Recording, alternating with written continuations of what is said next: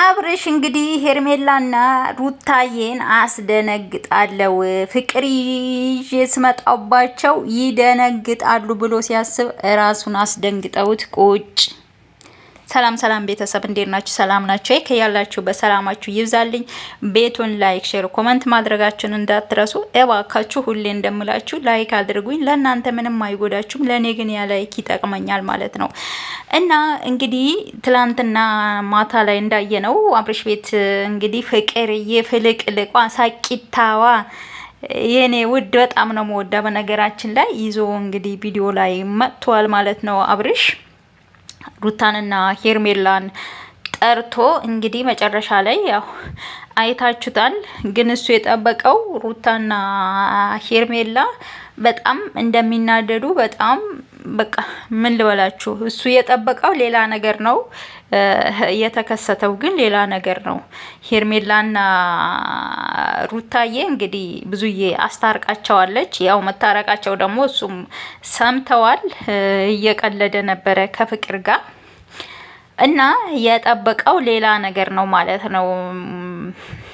አሁን እዚህ ጋር እኛ ሩታዬንም ምንደግፍ ፍቅርዬንም የምንወዳት ሰዎች በእርግጥ ምን ማለት እንዳለብኝ እኔ ለራሴ እኔ አላቅም ምን ማለት እንዳለብኝ ማለት ነውና የአብርሽ ስራ ነው መንቀፍ የምችለው። እዚህ ጋር ፍቅርን ሳይሆን ምነቅፈው የአብርሽ ስራ ነው ምነቅፈው። ምክንያቱም ሴት ልጅ እንደዚህ በዚህ ልክ እንደ ልብስ መቀያየር ተገቢ ነው ብዬ አልልም። ምክንያቱም መቼም ምንም ቢሆን ፍቅር ወደ ፍቅር ሄዶባት ነው እንጂ ፍቅር ወደ አብርሽ ፈልጋው መጣ ነው አልልም።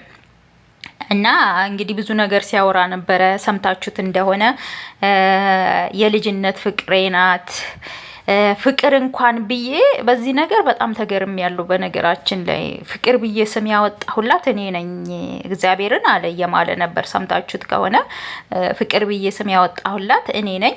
በዛው ያ ስም ደግሞ በዛ ሁሉም ሰው በዛ ስም መጥራት ጀመራለች። ያው ፍቅርም እውነት ነው። አሁን ግን የመታወቂያ ስም አድርጌዋለሁ። ዋው ደስ ይላል።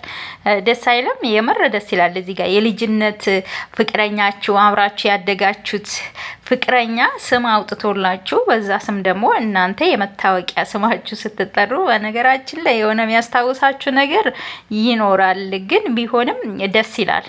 ምክንያቱም የመጀመሪያ በነገራችን ላይ የልጅነት ፍቅር መቼም ቢሆን ከውስጣችሁ አይወጣም። ቤተሰብ የፈለገ ቢሆን የፈለገ ነገር ብትርቁ ያ ፍቅር ልትረሱት አትችሉም። ምክንያቱም የልጅነት የመጀመሪያ ፍቅራችሁ መቼም ሊረሳ አይችልም። ልርሳ ብትሉ እንኳን መርሳት አትችሉም።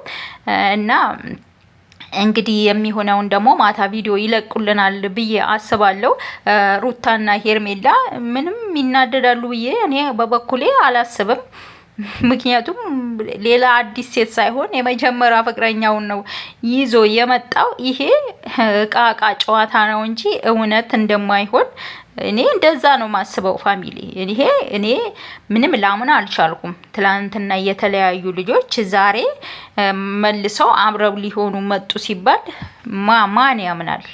እኔ አላምንም። እንግዲህ የሆነ ያቀዱት እቅድ የሆነ ማረግ የፈለጉት ነገር አለ ብዬ ነው ማስበው እንጂ እውነትም አብርሽና ፍቅር በፍቅር ሊቀጥሉ ወይም እንደ አዲስ ፍቅራቸውን አድሰው የድሮን ፍቅር አድሰው እንደ አዲስ ፍቅር ሊጀምሩ ነው ብዬ እኔ በበኩሌ አላምንም። እንግዲህ የማታው ቪዲዮ ደግሞ ሲለቀቅልን የሚሆነውን ነገር እናያለን። ሩታዬ እንግዲህ አይዞሽ የኔ ውድ የኔ እንቁ አትናደጂ። እንግዲህ ለዛሬ ይዤላችሁ የመጣሁት ቪዲዮ ይህን ይመስል ነበር። ቪዲዮውን ላይክ ማድረጋችሁ እንዳትረሱ።